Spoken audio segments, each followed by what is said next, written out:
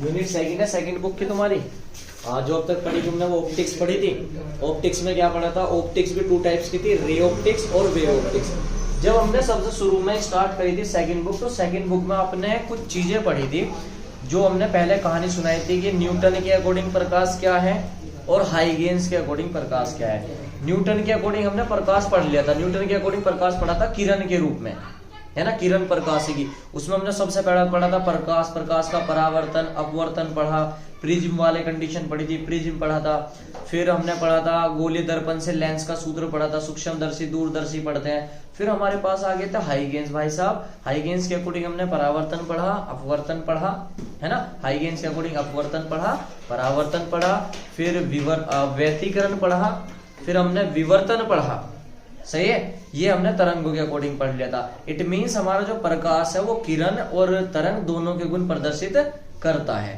कभी कभी एक क्वेश्चन पूछने को आ जाता है कि फिनोमिना बताइए, वे घटनाएं बताइए कि जब प्रकाश किरण के रूप में और मतलब कण के रूप में और तरंग के रूप में चलता है। तो जो अब तक हमने पढ़े ना, देखो परावर्तन पढ़ लिया हमने, अपवर्तन पढ़ लिया, परावर्तन पढ़ा, अपवर्तन पढ़ा और व्यतिकरण पढ़ा, विवर्तन पढ़ा, या प्रकाश का ध्रुवन जो इस साल हट गया तुम्हारे इसमें से, प्रकाश का ध्रुवन आदि जो घटनाएं हैं वो प्रकाश जो है तरंगों के रूप में होता है तब प्रदर्शित करता है।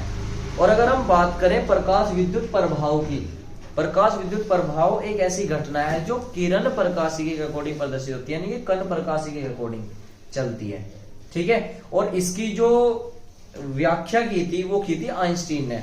और आइंस्टीन भाई साहब भी, आइंस्टीन जो साइंटिस्ट थे वे अकेले नहीं कर पाए। उन्होंने क्या किया था, जो प्लांक थे, प्लांक कांस्टेंट सुना होगा आपने, प्लांक की थ्योरी को अपनाकर क्वांटम फिजिक्स के आधार पर अपनी एक थ्योरी दी जो हम पढ़ेंगे प्रकाश विद्युत प्रभाव। ठीक है, तो जो यूनिट का नाम है, यूनिट का नाम है आपके पास विकिरण तथा द्रव्य की दैतीय प्रकृति, यानी कि विकिरण। विकिरण क्या होते हैं? विकिरण वे होते हैं जो हमारे पास कण हो, किरण हो या हमारी तरंग हो जिनमें एनर्जी होती हो, ऊर्जा होती हो, उसे बोलते हैं हम क्या? विकिरण। ठीक है, उन्हें बोलते हैं विकिरण। और द्रव्य, द्रव्य तो आपने पढ़े रखा पदार्थ, और उसकी दैतीय प्रकृति यानी कि ड्यूल नेचर, यानी कि दो प्रकार की प्रकृति होती है। अब तक अगर आपने फिजिक्स पढ़ी है तो अब आपको ये पता लग चुका है कि हाँ, जो हमारे पास प्रकाश है, प्रकाश कण और तरंग दोनों के गुण प्रदर्शित करता है। ये हमने पढ़ लिया था। तरंग के पार्टिकल पढ़ लिया हमने, तरंग के अकॉर्डिंग पढ़ ली फिजिक्स। अब फिर से हम कण के अकॉर्डिंग पढ़ेंगे। सबसे पहले कण के अकॉर्डिंग पढ़ी, फिर तरंग के अकॉर्डिंग पढ़ी, अब फिर से कण के अकॉर्डिंग पढ़ेंगे आइंस्टीन के अकॉर्डिंग। तो देखो, अगर हम बात करें प्रकाश की दैतीय प्रकृति के बारे में या प्रकाश के बारे में बात करें, तो प्रकाश एक ऊर्जा है जो हमारी आंखों को उत्तेजित करके वस्तुओं को देखने के बोध कराती है, वस्तुओं को देखने का बोध कराती है। प्रकाश सीधी रेखा में चलता है। प्रकाश विवर्तन, व्यतिकरण आदि की घटनाएं प्रदर्शित करता है। प्रकाश विद्युत प्रभाव की घटना प्रदर्शित करता है। अब तुम लोग ये सोच रहे हैं प्रकाश विद्युत प्रभाव है क्या, क्योंकि इंपॉर्टेंट चीज तो यही है प्रकाश विद्युत प्रभाव। और तुम्हें एक चीज और ध्यान देने वाली बात होगी कि अगर हम बात करें आइंस्टीन की, आपने एक इक्वेशन देखी थी, और वो इक्वेशन देखी थी E=mc²। अगर आप 9th से या फिजिक्स में रुचि रखते हो तो आपको ये इक्वेशन आराम से याद हो जाती है कि आइंस्टीन ने इक्वेशन दी थी E=mc²। थ्योरी ऑफ रिलेटिविटी थी, थ्योरी ऑफ रिलेटिविटी थी, इसको बोलते थे द्रव्यमान उत्तरण तुल्यता ऊर्जा समीकरण। कि आइंस्टीन ने बहुत बड़ी इक्वेशन दे दी, बहुत चीजें सॉल्यूशन कर दी थी इसने, लेकिन ये फोटो इलेक्ट्रिक इफेक्ट को बताने में असक्षम हुई है। आगे आप देखोगे, समझोगे क्यों असक्षम हुई, यानी कि सक्षम नहीं हो पाई। क्यों नहीं हो पाई वो आगे देखेंगे हम। तो अफसोस की बात है, इस थ्योरी पर आइंस्टीन को नोबेल पुरस्कार नहीं मिला था। मतलब आइंस्टीन को इस थ्योरी पे, तुमने सबसे ज्यादा ये पढ़ रखी ना आइंस्टीन की इक्वेशन समीकरण, इस पे आइंस्टीन को नोबेल प्राइज नहीं मिला था। नोबेल प्राइज मिला था प्रकाश विद्युत प्रभाव पे, प्रकाश विद्युत प्रभाव पे। अब प्रकाश विद्युत प्रभाव है क्या, उसे स्टेप बाय स्टेप हम समझते चलेंगे तो आपके बिल्कुल क्लियर हो जाएगा प्रकाश विद्युत प्रभाव है क्या। तो सबसे पहले मैं बताता हूं प्रकाश की द्विक प्रकृति या विकिरणों की। देखो कैसे, तो पहली हेडिंग यही है, लिखो प्रकाश की दैतीय प्रकृति। मतलब ड्यूल नेचर ऑफ लाइट, जो लाइट है उसका ड्यूल नेचर क्या है। प्रकाश द्वित प्रकृति प्रदर्शित करता है, द्वित यानी कि दैती प्रकृति, दैती बोलते हैं double, dual nature of light. देखो सुनना पहले इसके बारे में क्या है। अगर मैं बात करूं प्रकाश, अभी जो हम क्या पढ़ के आए हैं, अगर हम प्रकाश की बात करें, प्रकाश के मार्ग में, ये पहले पढ़ा था हमने, प्रकाश के मार्ग में अगर हम हल्का पहिया रख दे, हल्का पहिया रख दे प्रकाश के मार्ग में, ले सपोज आपने कोई हल्का पहिया प्रकाश के मार्ग में रख दिया है, पहिया समझते हो, व्हील रख दिया है, और प्रकाश के कण ऐसे छोड़ेंगे उस पर, तो पहिया घूमने लगता है। मतलब एक्सपेरिमेंटली ये देखा गया, प्रायोगिक रूप से ये देखा गया कि अगर प्रकाश के मार्ग में कोई हल्का पहिया रख दो आप, तो पहिया जो होता है वो गोल गोल घूमने लगता है। इट मीन्स आप इसे समझेंगे, मान लो पहिया है और पहिए पर आप ऐसे कंचे फेंकने स्टार्ट कर दो और पहिया ऐसे घूमेगा नहीं घूमेगा, भाई जाहिर सी बात है, अगर कोई आपके पास व्हील है, पहिया है, और इधर से आप कंचे ऐसे फेंकने स्टार्ट कर दो, तो कंचे जैसे इसमें लगेगा ऐसे घूमेगा, फिर पीछे कंचे लगेंगे यानी फिर घूमेगा। कंचा यानी कि जो पार्टिकल है वो क्या है, कंचा जो है पार्टिकल के रूप में, इससे सिद्ध होता है कि ये क्या है, कण का कण के गुण प्रदर्शित कर रहा। अदरवाइज हम ये लिख सकते हैं कि प्रकाश विद्युत प्रभाव की घटना को प्रदर्शित करता है, इस कारण इससे यह सिद्ध होता है कि प्रकाश में कण का गुण पाया जाता है। अभी दिमाग में थोड़ा सस्पेंस होगा कि सर पहले ये बताए प्रकाश विद्युत प्रभाव है क्या, वो स्टेप बाय स्टेप में तुम्हें समझाऊंगा। फिलहाल इतना याद रखे कि प्रकाश विद्युत प्रभाव की घटना प्रदर्शित करता है, तो इस कारण इसमें कण का गुण पाया जाता है। या आप ये बोल सकते हो कि प्रकाश के मार्ग में कोई हल्का पहिया रख दे तो वो क्या करता है, पहिया घूमने लगता है, तो प्रकाश में कण का गुण पाया जाता है। अगर मैं एक वर्डिंग में लिखूं तो प्रकाश की दैती प्रकृति के लिए जो प्रकाश है वो क्या करता है, प्रकाश विद्युत प्रभाव यानी कि फोटो इलेक्ट्रिक इफेक्ट, प्रकाश विद्युत प्रभाव की घटना को प्रदर्शित करता है। प्लस अभी जो आप पढ़ के आ चुके हो, क्या क्या पढ़ के आए हो, व्यतिकरण, विवर्तन, ध्रुवन आपने अभी नहीं पढ़ा, वो खत्म हो गया, लेकिन ध्रुवन पढ़ा, परावर्तन आदि घटनाएं प्रदर्शित करी। इनसे हमारा ये सिद्ध होता है कि ये तरंग का गुण है। देखो मैं फिर से बता रहा हूं, ये कब पढ़ी आपने, तरंग के अकॉर्डिंग ही तो पढ़ी थी कि ये तरंग के अनुसार है, तरंग के अनुसार, तरंग के अनुसार पढ़ी। और जो ये पढ़ोगे वो पढ़ोगे आप तो कण के अनुसार, कण यानी कि किरण के अनुसार, कण के अनुसार। तो एक बात बताओ, एक ही बंदा है यानी कि प्रकाश जो है वो प्रकाश विद्युत प्रभाव की घटना प्रदर्शित करेगा, इट मीन्स वो कण का गुण प्रदर्शित कर रहा है, और प्रकाश जो है व्यतिकरण, विवर्तन, ध्रुवन आदि की घटनाएं प्रदर्शित कर रहा है, तो वो तरंग के अनुसार कर रहा है। मतलब प्रकाश कण भी है और तरंग भी है। इससे सिद्ध होता है जो प्रकाश है वो प्रकाश की क्या होती है, दैती प्रकृति होती है। दैती प्रकृति का मतलब प्रकाश में दो प्रकार का गुण पाया जाता है। आगे क्या बात समझ में, अगर एक भाषा में वर्डिंग की बात करें, परिभाषा की बात करें, तो परिभाषा यही बनेगी, चूंकि प्रकाश में तो प्रकाश है, प्रकाश विद्युत प्रभाव की घटना, प्रकाश कोमा प्रकाश विद्युत प्रभाव की घटना प्रदर्शित करता है, तथा यह व्यतिकरण, विवर्तन आदि की घटनाएं भी प्रदर्शित करता है जो तरंग के अनुसार है। अतः प्रकाश में कण तथा तरंग के गुण दोनों पाए जाते हैं, इसलिए प्रकाश की प्रकृति दैती होती है। आगे बात समझ में इतनी। देखो फोटोन, फोटोन क्या है अब समझना। फोटोन के बारे में हम लोग ये सोचते हैं कि अगर प्रकाश हमसे आ रहा है ना, आइंस्टीन ने एक सोच बदल दी क्वांटम सिद्धांत के आधार पर। फिर से सुनना, आइंस्टीन ने ये कहा जो हमारे पास प्रकाश आ रहा है वो तरंग के रूप में नहीं आ रहा, वो ऊर्जा के छोटे छोटे बंडलों के रूप में आता है। फिर से सुनो इस बात को, क्या आइंस्टीन क्या कह रहा कि जो प्रकाश है वो ऊर्जा के छोटे छोटे पैकेटों बंडलों के रूप में आ रहा है, जिसे हम फोटोन बोलते हैं। मतलब प्रकाश हमारे पास सीधे नहीं आता, जैसे अभी आपने देखा था कि अगर आप मैं बात करूं ये डॉट डॉट डॉट डॉट से आ रही है ऐसे, तो ये डॉट डॉट डॉट से आ रही ना आपके पास ऐसे, तो आपको ऐसा दिखाई दे रहा है कि किरण आ रही है ऐसे। मान लो अगर मैं इसका ऐसे डायरेक्शन बना दूं तो तुम्हें दूर से ऐसा दिखाई देगा, जैसे दूर से करता चला जाऊं तो क्या दिखाई देगी तुम्हें?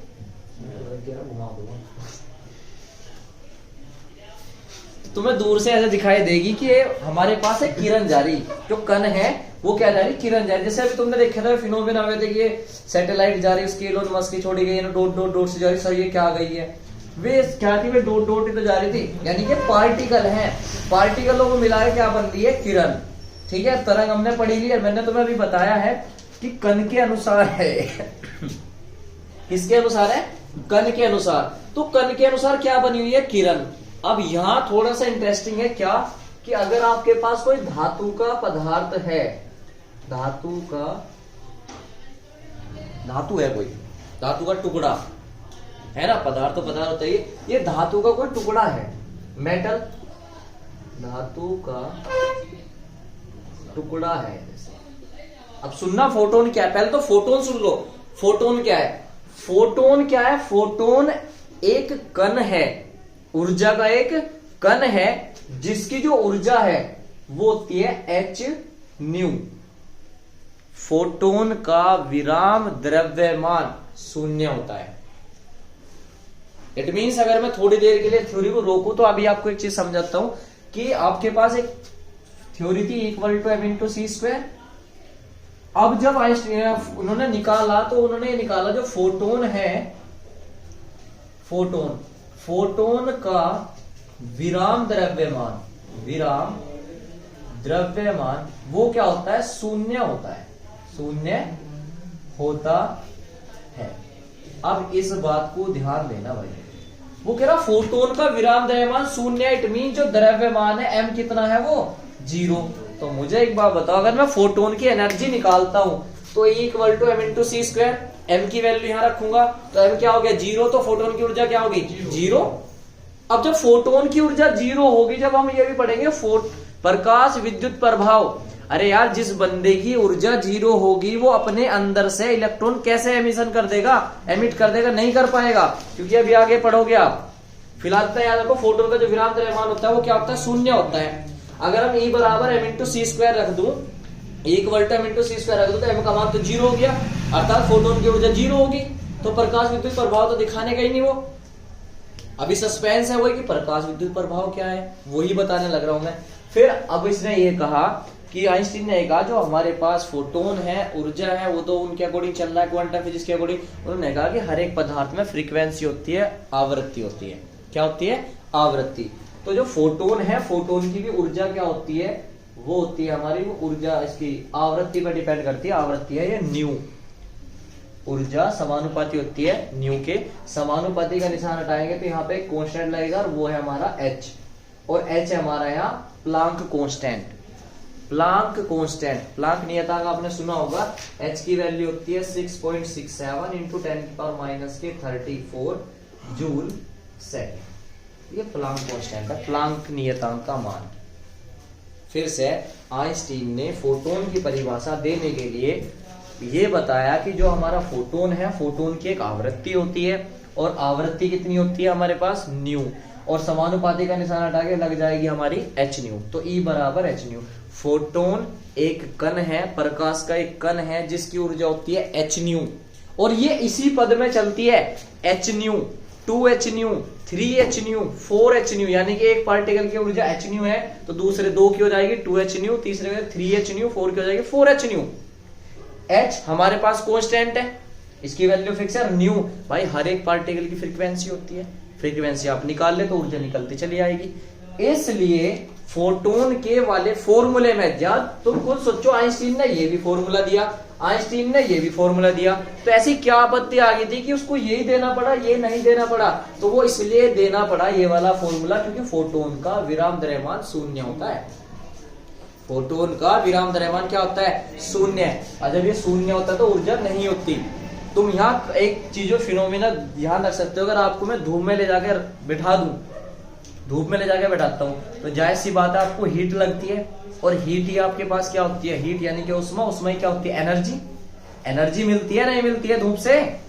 ये तो बात क्लियर है। अब जब एनर्जी मिल रही है E = m/c², क्या ऐसा भी होता है कि आपको धूप में बिठा दिया गया तो आप पे मास चढ़ गया, आगे द्रव्यमान बढ़ गया आपका? कभी ऐसा हुआ? आज लोग भी हुआ क्या? इट मीन्स ये देखा गया जो प्रकाश है, प्रकाश में मास तो होता ही नहीं। अब जब प्रकाश में मास होता ही नहीं, द्रव्यमान होता ही नहीं, तो यही तो लिखा है ना, फोटोन का विरोधी द्रव्यमान शून्य होता है। जब मास ही नहीं होता, द्रव्यमान ही नहीं होता, तो उसमें ऊर्जा कहां से आ जाएगी। लेकिन तुम यहाँ धूप में बैठते हो तो हाँ जी देखा हमने, बैटरी भी चार्ज हो गया, पानी भी गर्म हो जा, ऊर्जा तो हो गया उसमें, है ना। दिमाग घुमाने वाला सवाल। सवाल यही है कि यार जब हम मान लो पानी भी हमने गर्म करने के लिए छोड़ दिया, तो पानी में ऐसा थोड़ी, प्रकाश की लाइट पर सेकंड आ रही है हमारे पास, पर सेकंड आ रही, तो वो द्रव्यमान बढ़ जाना चाहिए था। लेकिन प्रकाश में द्रव्यमान होता ही नहीं है। अब जब प्रकाश में द्रव्यमान नहीं होता, तो इस फॉर्मूले के अकॉर्डिंग तो ऊर्जा भी नहीं होती, लेकिन ऊर्जा हमें मिलती है। आपने देखा होगा गर्मियों में पानी भी रख दो तो पानी भी गर्म हो जाता है यार, तो ऊर्जा तो होती है। प्रकाश में ऊर्जा होती है लेकिन द्रव्यमान नहीं होता, इसलिए ये वाला फॉर्मूला नहीं लगा। क्योंकि द्रव्यमान नहीं होता, इसलिए क्या होता है, हमारे पास ऊर्जा इस फॉर्मूले से नहीं निकल सकती। तो फिर आइंस्टीन ने यहाँ पे तोड़ निकाला कि भाई साहब ऊर्जा तो होती है, द्रव्यमान पड़े ही ना होता हो, लेकिन ऊर्जा होती है। ऊर्जा कितनी होती है, ऊर्जा होती है E=H न्यू। H हमेशा कांस्टेंट रहेगा, न्यू जिस हिसाब से उसकी फ्रीक्वेंसी चेंज होती रहेगी उसी हिसाब से उसकी ऊर्जा निकलती रहेगी। ठीक है, इसलिए आइंस्टीन को ये वाली थ्योरम ना, मतलब इस समीकरण को ना चला के ये वाली थ्योरम चलानी पड़ी, और फिजिक्स में क्वांटम फिजिक्स का इतिहास बदल गया। भाई फोटो प्रकाश विद्युत प्रभाव की उत्पत्ति हुई, और इस पे हमें जो आइंस्टीन थे उन्हें क्या मिला, नोबेल प्राइज मिला। अब समझेंगे फोटो इलेक्ट्रिक इफेक्ट है क्या।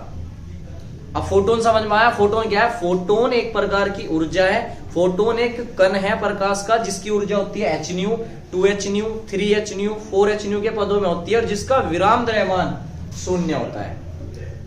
आगे बात समझ में क्या है फोटोन। तो फोटोन ऐसे ही आते हैं, ये मेटल है, धातु का टुकड़ा है, और धातु के टुकड़े पे क्या आ रहे, यहां से मान लो फोटोन आ रहे, तो फोटोन की ऊर्जा हमने मान ली P4 फोटोन। F4 फोटोन नहीं, फोटो वाला फोटोन, PH वाला फोटोन बोलते हैं फोटोन को।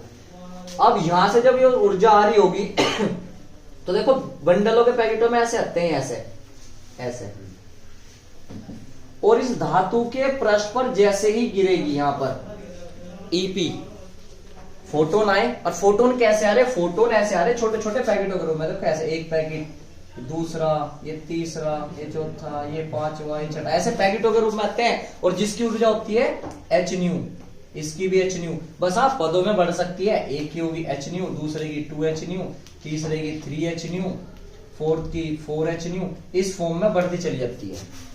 N क्या है, वो नंबर है, पहले की H न्यू होगी, दूसरे की 2H न्यू होगी, 3 होगी 3H न्यू होगी, 4 होगी तो 4H न्यू होगी, पदों में इसी क्रम में बढ़ेंगे। फोटोन एक प्रकार का कण है जिसकी ऊर्जा H न्यू के पदों में होती है, ठीक है, और जिसका विराम द्रव्यमान क्या होता है, शून्य। तो ये फोटोन आ रहे ऐसे जैसे ही आए। अब जैसे ही किसी के घर में बड़े, सुनना, अब यहां पर जैसे ही यहाँ पे आए तो यहाँ पे होता है वर्क फंक्शन, कार्य फलन। आपने ये पढ़ा था E होता है H न्यू, तो ये EP है, तो EP बराबर क्या हो जाएगा हमारे पास, EP हो जाएगा H न्यू। और यहां पर होता है कार्य फलन कुछ, और कार्य फलन का फॉर्मूला हम पढ़ेंगे H न्यू 0। फिर सुनना, ये फोटोन आया, फोटोन को धातु के पृष्ठ, धातु के टुकड़े ने फोटोन की ऊर्जा को अवशोषित करता है, और धातु है, धातु के पास क्या होता है, फ्री इलेक्ट्रॉन, और अपने अंदर से ये क्या कर देता है, इलेक्ट्रॉनों को बाहर निकाल देता है ऐसे, E के यानी के गतिज ऊर्जा के रूप में।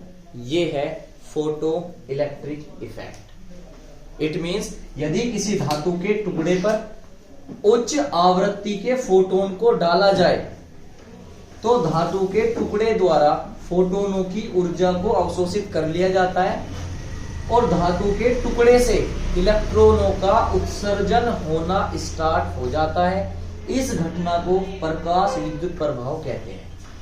तुम नाम भी ध्यान दे सकते हो, फोटो इलेक्ट्रिक इफेक्ट। फोटो यानी कि फोटोन, फोटोन आए और इलेक्ट्रिक का इफेक्ट हुआ। इलेक्ट्रिक किस कारण चलती है, इलेक्ट्रॉन के कारण, यानी कि फोटोन आए हैं और इलेक्ट्रॉन को चला चुके हैं। और इलेक्ट्रिक यानी कि इलेक्ट्रॉन चले तो क्या चली, इलेक्ट्रिक करंट चली, इसलिए नाम है इसका प्रकाश विद्युत प्रभाव। जो हमारे घरों पे वे रखे हैं ना सोलर प्लेट, वो यही है, फोटोन आते हैं वे, फोटोन इसे हीट करते हैं, उसे ऑब्जर्व करते हैं और वहां से क्या होती है, इलेक्ट्रॉन गतिज ऊर्जा के रूप में चलते हैं और ऑब्जर्व करेंगे, इसलिए हमारी वो लाइट बन रही है। फोटो इलेक्ट्रिक इफेक्ट्स है।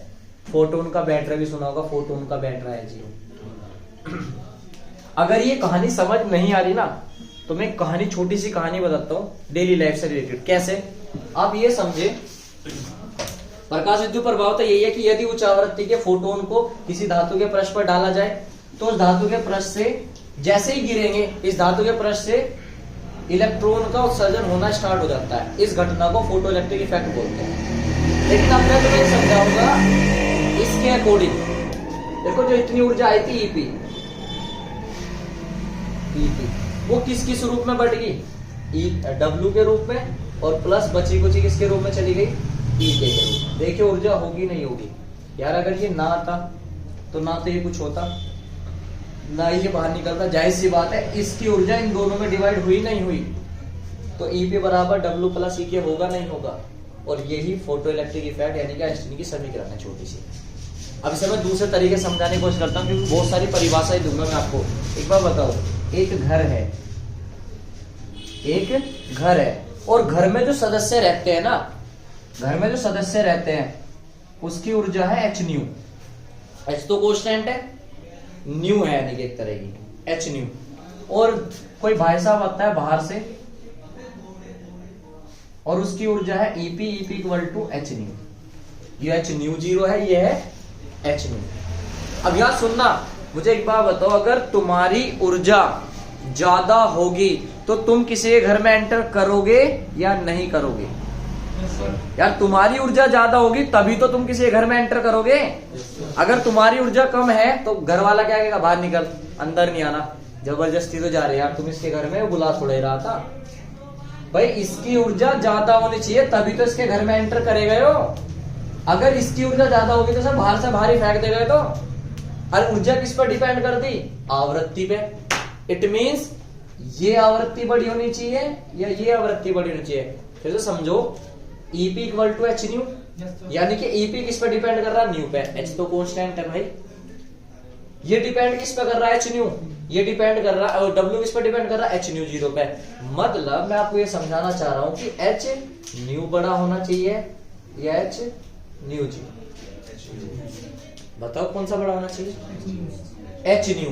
भाई एच न्यू बड़ा होगा तभी तो इसकी ऊर्जा ज्यादा होगी, इसकी ज्यादा ऊर्जा होगी तो इसके घर में बढ़ जाएगा। और जाहिर सी बात है, आप ये सोच के चल रहे हैं कि इस घर में इतने सदस्य है कि जितनी सीट है ना, मान लो 50 सीट है तो 50 की 50 सीट पे बंदे बैठे हुए हैं, एक भी बंदा फालतू बैठ नहीं सकता। ये ऑब्जर्व कर रहे, वो अपवाद है, कभी कहने लगा नहीं जी एक सीट पे दो बैठ जाएंगे, नहीं बैठ नहीं सकते। 50 सीट है, 50 के 50 बंदे बैठे हुए हैं इसमें। आ रही क्या बात समझ में? 50 सीट है, 50 के 50 बंदे बैठे हुए हैं। और अगर मान लो दूसरा बंदा अंदर आना है तो जाहिर सी बात है यार, वो इससे अंदर वाले बंदे से ताकतवर होना चाहिए, तभी तो अंदर वो आएगा, उसे उठा के बाहर फेंक देगा, तू बाहर निकल, मुझे कुर्सी दे। तो वही फिनोमिना यहाँ हो रहा है, इसकी ऊर्जा ज्यादा है, वो जैसे ही बाहर से अंदर प्रवेश करेगा, अंदर वालों क्या फेंकेगा, बाहर। और अंदर कौन है, इलेक्ट्रॉन। अब इलेक्ट्रॉन क्या जाएंगे, बाहर जाएंगे। बाहर जाएंगे, और बाहर कैसे जाएंगे, बाहर जाके बिल्कुल खड़े हो जाएंगे दहली पे कि शायद बुला ले भाई साहब अंदर।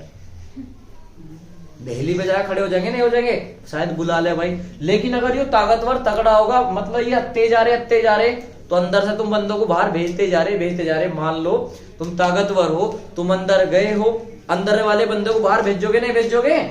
फिर दूसरा आया, फिर दूसरी सीट पर बाहर भेज दो, तीसरा आया, तीसरी वाले पर, तो कब तक दहली पे खड़े रहेंगे? क्या अल्लाह पर निकल भाई, मुझे भेज दिया। तो ये क्या हो जाती है, ये गतिज ऊर्जा के रूप में चलने स्टार्ट हो जाते हैं, सब बोलते हैं गतिज ऊर्जा।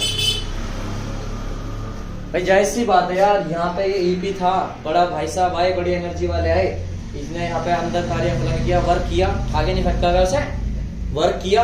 अब वर्क किया तो जाके एकदम यहाँ पे सतह पे बाहर खड़े हो गए, शायद बुला ले, देखे जाएंगे बचे तो। लेकिन ये तो अब तेज जा रहे, और जब ये तेज जा रहे तो अंदर वाले बाहर निकलते रहेंगे। कब तक खड़े रहे, अल्लाह गेट छोड़ आगे उछलन दे। अब जब आगे वो जतते रहेंगे तो भगने स्टार्ट करते हैं कि अल्लाह अब हमारा यहाँ ठिकाना रहा भाई, अब तो हमें चलने पड़ेगा। ये होती है गतिज ऊर्जा के रूप में, इसकी ऊर्जा बाहर निकल जाती है। तो आई होप समझ में आ गया होगा फोटो इलेक्ट्रिक इफेक्ट क्या है। चाहे इससे समझ लो चाहे ऐसे समझ लो। फिजिक्स बिल्कुल सिंपल कह रही। फिजिक्स ये कह रही कि अगर हमारे पास कोई उच्च आवृत्ति का फोटोन आता है, वो किसी धातु की सतह पर अवशोषित करके धातु की सतह से इलेक्ट्रॉनों का उत्सर्जन होने लगता है, वो होता है फोटो इलेक्ट्रिक इफेक्ट, यानी कि प्रकाश विद्युत प्रभाव। ये हम दूसरे एग्जांपल समझा रहे, इसकी ऊर्जा ज्यादा होगी, इसकी कम होगी, इसके घर में जाएगा, इन्हें बाहर निकाल देगा, बन जाएगा ई के, और ये है गति। अब जो ये मैंने तुम्हें कहानी समझाई ना, यही काम आती रहेगी देहली तरंग दैर्ध्य पे। यही इसके रूल है कि प्रकाश कब उत्सर्जित होगा और कब उत्सर्जित नहीं होगा। भाई जाहिर सी बात है, इसकी ऊर्जा ज्यादा होगी तो इसके घर में बढ़ेगा, घर में बढ़ेगा तो फोटो इलेक्ट्रिक इफेक्ट की घटना उत्सर्जित होगी, और नहीं बढ़ अगर इसकी ऊर्जा कम होगी तो क्या होगा, कहला कौन है तू, चलो कर दो। तो फोटो इलेक्ट्रिक इफेक्ट की कंडीशन होने की नहीं। ये इसके फिर रूल आ जाएंगे आइंस्टाइन के, और ये चैप्टर अपने अंतिम मोड़ पर आ जाएगा। सही है, तो अब तुम इसके बारे में लिख लो, करो नोट।